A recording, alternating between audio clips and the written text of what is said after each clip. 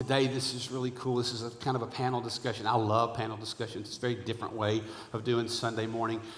But I want each of you guys to introduce yourself, and I want you to. We're going to start with this, okay?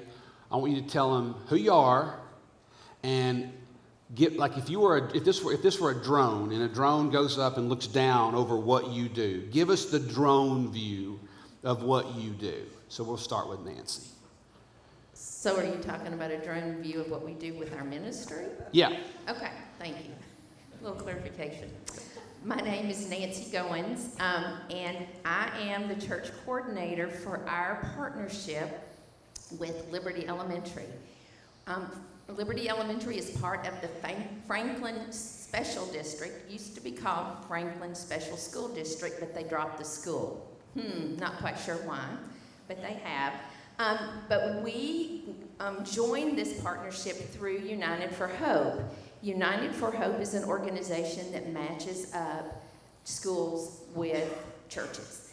And the fact that we as a group can, even as a church, can be involved in a school because of separation of church and state is truly amazing. So my role as the church coordinator is to work with the school, and at the school I have a liaison, and we identify things that the school wants and needs. Not things that Nancy wants to lead us to do, but things that they have come back and said, we need your help in this area. They have 4 pillars of things that through United for Hope that we work with.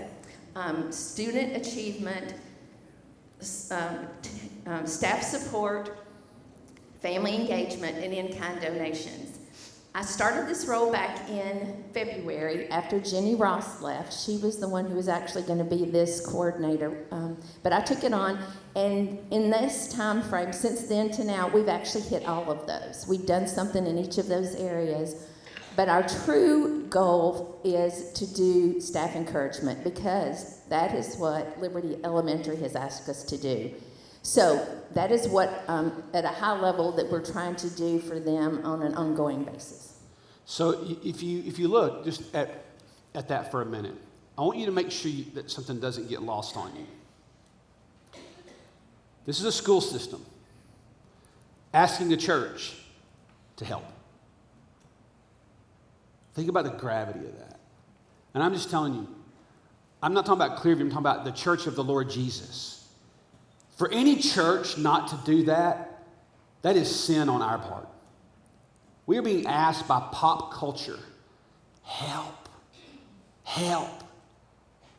And I'm telling you, man, we're making inroads, and it's awesome, and Nancy is so passionate, and she's so good at it. And so if some of you are looking for a place to, the best way, if you don't know what your calling is, help somebody else till you figure it out, right? And you can come see Nancy, come call Kim, and we'll get you routed, okay? All right, Tiffany, let's have the drone view of who you are and what you do. All right, I'm Tiffany Hudson, and I serve as the Collegiate Ministry Specialist at Vanderbilt University, which sounds really important, but I jokingly say that I get to go to college without writing papers and going to class, so it's pretty fun. It's exactly what I did. It's pretty awesome. I just never left college. But we kind of have, here in Nashville, we have a team model. So we have Baptist Collegiate Ministries of Greater Nashville, which currently includes Vanderbilt University and Belmont University. And so I get to be the team lead for that. And so Cole Rogers is our campus minister at Belmont. He does a really excellent job. And then we have 2, we call them campus missionaries. But Shelby Martin is a graduate of Austin P. And then Keith Skirtlint, which is kind of fun to say, is a Belmont graduate, and so they joined our team back in August and help us serve college students. And so Baptist Collegiate Ministries has been around for a really, really long time, nationwide. Maybe you've heard of it as Baptist Student Union, or it's different depending on what state you're in, but here in Tennessee we call it BCM, or Baptist Collegiate Ministry. But we work on the college campus day in and day out, and we do lots of outreach events, anything that we can do to engage a college student. But our primary focus is evangelism, discipleship, and missions. And so everything that we do is filtered through that lens of seeking to reach college students, to share the gospel with them, to disciple them in the Word of God, to send them on mission, and to help them see their home, just like you guys are talking about here, that Franklin is home and this is your mission field, and for them to see that their college campus is their home for this season of life, and it's their mission field. And so we work hard at doing that every day. That's awesome. Can you think about it, man? When you look at the collegiate campus culture in today's society, you'll be hard-pressed to find a missions effort that is trying to intercept our future leaders that are being assaulted with confusion and heresy and lies at every turn. I mean, and you get to be a part of that by supporting people like her. And that's part of the mission's voice, man. Isn't that great? It's just to know that we're networking in that way. Okay, Jerry, the drone view, my friend. My name is Jerry Thomas, and Nancy and I have been members here for about 2 decades. And Nancy's on staff here, part of the women's ministry. I'm involved in disaster relief ministry. I think this ministry was born when this church bought a few chainsaws.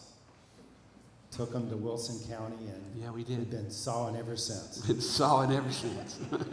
That's right. That needs to be our new T-shirt. Been sawing ever since. All right.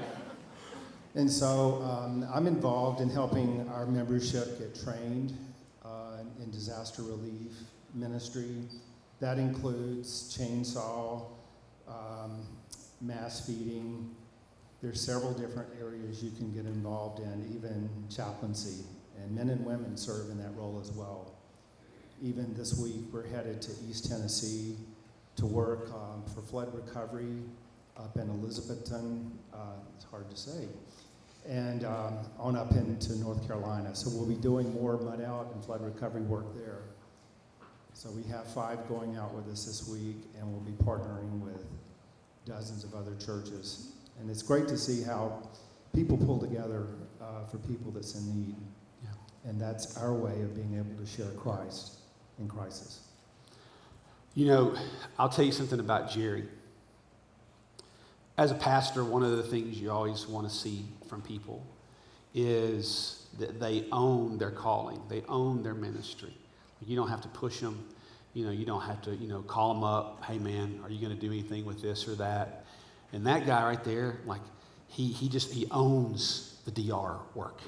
And he comes alive when he does it. He's so good at it. And he's right. It's not just for men. It's men and women. And I'll tell you, I first probably got involved with DR with Katrina in the early 2000s. And really for me, that's when I bought a bunch of saws and been sawing ever since. And I love it. I love getting to do it. But I will tell you, if you ask any person, I'll say any, I would say most. If you ask anybody that knows, when hurricanes and floods and disaster hits, you ask community leaders, and they will tell you, this would be a disaster on top of a disaster if we just relied on FEMA. They're not prepared for it. They don't have, and right now, FEMA's certainly not prepared for it. For a whole bunch of different reasons, right? You just Google that and find out more why. I'm going to stop right there. I'm going to get in trouble. But if you ask local communities, I just heard from a friend of mine who's in North Carolina right now. He's not a part of our church. He said, Jason, he's in North Carolina. He said, I don't have pictures and words to share with you how bad it is. I just don't have them. But I will tell you this. I am blown away at the church. From all over the nation, descending on this place, sleeping in tents, gyms, people's houses, warehouses, doing the work of the Lord. And if it weren't for that, it's such a witness, because communities don't have the infrastructure when something this bad happens. And so that's what DR gets to do, man. And gosh, I just hope you want to talk about something that'll make you come alive, do that. All right, next question. Here's the next question. I want to ask something personal of you, like your own, just something, and it's easy. Don't get wigged out, Nancy. I can already see you getting concerned. But I thought about this. I actually really did think about this. You just told us what you do. But as far as it comes to you, tell us why you do it. Why is it that you do this?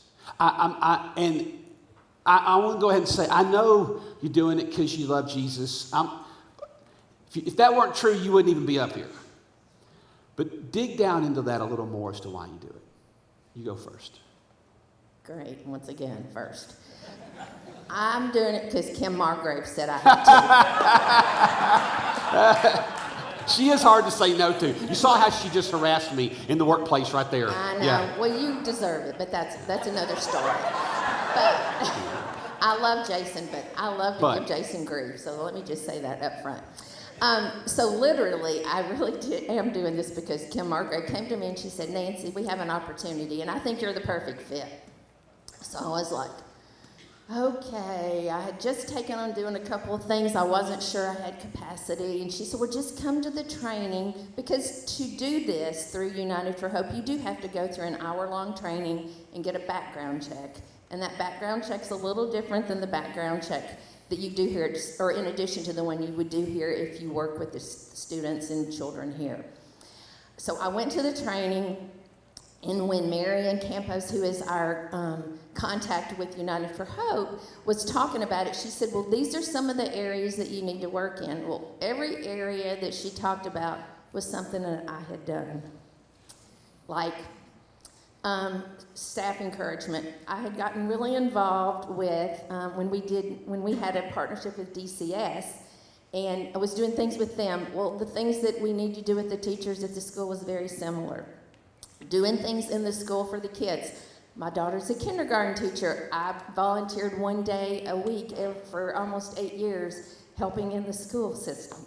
So everything that they were asking me to do was things I had the experience and the knowledge and the ability to do. Awesome. So I said yes. That's awesome.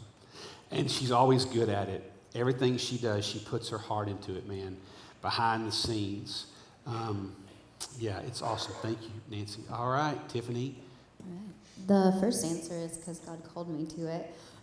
But really, truly, I feel like all of my ministry experience has led me to be here in Nashville. And even past job experience that I've had, things that I didn't love doing, I can see, and I do now every day, and just see how the Lord has prepared me to be here. But what gets me up in the morning and keeps me going back is that the impact and the opportunity that I have to just play a really small part in a student's life. Because at Vanderbilt, as you guys know, because you're local, these are really bright students. And they go and do really incredible things in their lives. And they go and run Fortune 500 companies. And they go and create medications so that kids can stop having epileptic seizures. And these are the kind of students that I get to encounter every day. And I'm a small town kid from a really rural area in Virginia, where a lot of the people that I went to high school with still live there. And I look back and I go, how did I get here? Because I didn't know Vanderbilt existed when I was in high school, and it was never on my radar, ever. But only the Lord can do that. But to be able to walk in every day and encounter a student that I don't know where they're going to end up, but I know that their Lord is going to use that. Like, that's just really exciting and fun to be a part of. Super. Thank you. What a fantastic answer. Jerry, why do you do disaster relief?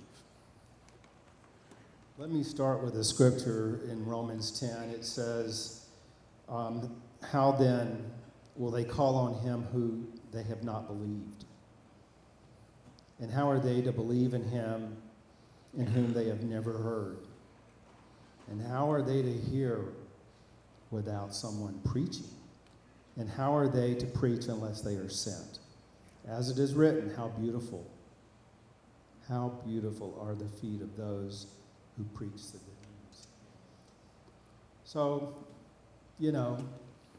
I wanted to develop a ministry that I could stick with, and I love the great outdoors. If you know me, I'm either kayaking or hiking or doing something, so I get to work outside in this ministry. And I guess one of the first big projects for this church, and many of you came alongside and helped, was in Waverly after some flooding there and a huge rebuild effort. And so connecting with people, putting their lives back in order by building a home and sharing Christ, that's why I do it. And there's no better feeling than stepping foot on the mission field and being a part of something bigger than yourself. Yeah. How many of y'all helped with the Waverly build? Just raise your hand. Keep it up high. If you helped with Waverly, raise it up high where we can see it. Okay, awesome. Yeah, we built a house, man. That was the coolest. Took a while, too, to do that. That was awesome. Thank you, Jerry. Okay, last question. And this one is easy. When you look at I'm just going to say the next season. That could be a couple of months out. It could be 12 months out. But like this, the next season, what's the biggest challenge your ministry faces? If you could name it, and I know there are probably several, but if you had to name one, like, Lord, in the next 12 months, if you would move this mountain, I really think it would be awesome. What would you say? This question was not on the list Kim gave me to think about. I know. So. Because I have dominion over the list. I know. So.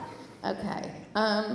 So I told you I had a liaison at Liberty. She has been out of school. She hasn't been to school yet. She starts tomorrow because she has been out. I don't know why. She's just been out. So it's been a bit challenging for me to connect with the school to figure out what we can do to how we can minister. So I guess my biggest mountain and hurdle is for her to get enough engaged with us, because she'll have a whole plate load of things to do when she comes back after being out for 3 months, for us to really get in and dig in and do all the things that they need and want us to do. Again, not the things I would need and want us to do. So that's probably my big one. And then I need volunteers. So this is where you come in. I do have one opportunity coming up. On November 21st, we are going to do what I call the happy cart, where we're going to take a cart around to bless the teachers and staff. So I'm going to need a little help with that. So after this is over, I'll be over there so you can come. I got a sign-up sheet. The happy cart. I've heard about the happy cart. The happy cart. It's well received among teachers. I mentioned my daughter's a kindergarten teacher, and they have it at her school, and they love it. So, and this is something that the principal has said that they really need. It's the teachers there that need the encouragement. Yes. And this is an opportunity for us just to spread a little love to them, giving them food and drink and, a kind word as we walk through the school. My wife's a teacher. Do y'all know how psycho parents are? No, I mean really. Psycho. And if you are a teacher, and there are, why'd you give my kid a 0? I didn't take the test. I mean, really. Teachers get blamed for things. It's hard. And even when it's good, what they see in families and dysfunction, and they see kids with bruises, and they see all the things that they are out of their control sometimes to help. I mean, it is a lonely job. And it's underfunded in many ways. Do you know how many thousands of school teachers, public, private, Christian or not, across this nation, literally almost every month pull money out of their own wallet to buy supplies for kids that can't afford, right? I mean, man, we got to help what Nancy's spearheading there. All right, Tiffany, the biggest hurdle coming at you. Biggest hurdle. Well, I will say that I feel like our ministry does a really good job of connecting with students. And so we have some weekly things that we do. We have a coffee cart on Tuesday where we hand out free coffee, and we connect with students that wouldn't normally enter our building. We have a free lunch on Wednesdays for students that will enter our building, and we get to sit around the table and have conversation and connect with students. And we have a worship gathering on Thursday nights. That's an attempt to go a little bit deeper with kind of that core group of students that we have. But I think our biggest challenge is we are good at all of these things. Like we kind of we're not like patting ourselves on the back and like being proud. We do those things well. Our student leaders work really hard at executing these weekly events to engage their peers.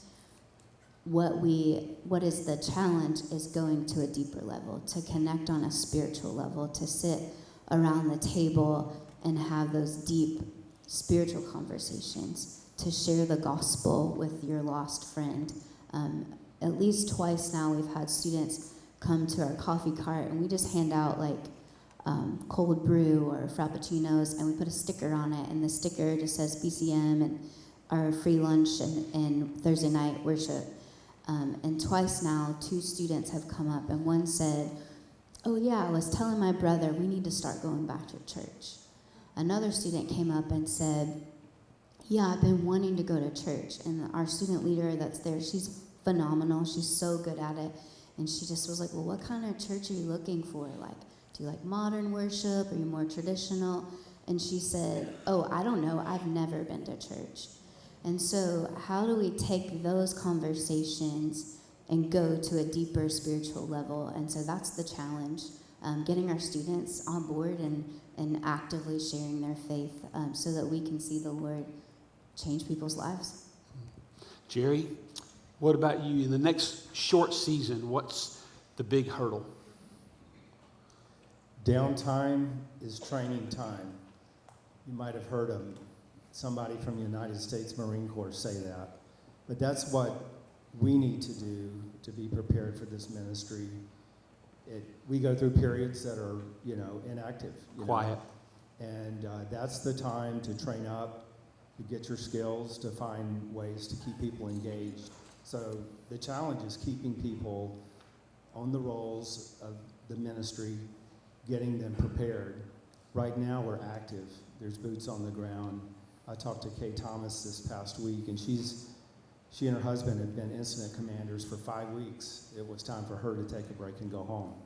But would love to see more of our people get, training and how to use a chainsaw, repair a chainsaw, do mass feeding, someone, to prepare to go out as a chaplain and be a part of every one of these teams that go out and can minister to people that are hurting. Awesome. Thank you, Jerry. Yep. So that's our 3. We have a lot of questions we could ask them. I'm going to ask y'all to do something. Over there, in that, underneath the Tennessee flag and underneath the Unreached People Group flag, I'm just going to ask y'all if y'all would just go stand over there when it's over just for a minute, because you may have specific questions that you might want to ask them, and Kim will be over there, and ways you can just talk with them and find out, hey, because every one of these ministries are different, and they move different, and they have different needs, but we're all a part of that, and I don't want you to miss it. This gives you a preview of Missions Month, man. Don't let it go over your head. Like these aren't just people randomly doing things. These are people that partner with Clearview. Like they partner with us. They partner with you, man. You're actually getting to see your ministry dollars at work right here. And it's really cool to see. And I'm just honored to get to be a part of a church like this that does that. You know, it means a lot to us that you would come here today and be a part of who we are. It really does matter to us more than you might realize. Sometimes I think we underestimate the power we have to influence people. You know, if you would look around your world, you'd be amazed at how many people would receive what you have to say to them. You could be a digital missionary. You don't have to post everything on Facebook, or we're not asking you to go on your favorite social platform, but I would challenge you to look around your world. I guarantee you might have a friend, even in a different state or another part of the world, something was said today, whether a sermon, a prayer, a song, something was said that could mean a lot to them. Man, send it to them. And you'd be amazed at how much of a difference that could make.